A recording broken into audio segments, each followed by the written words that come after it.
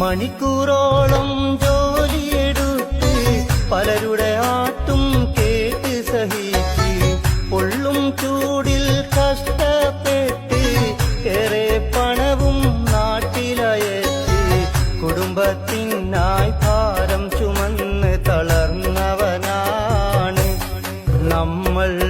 എന്നും പ്രവാസികൾ യാതനയേറെ സഹിച്ചവരാണ്.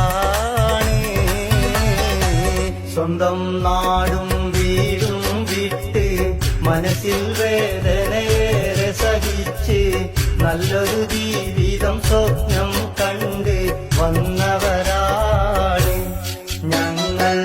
എന്നും പ്രവാസികൾ എന്നൊരു പേരിൽ അറിഞ്ഞവരാണ്.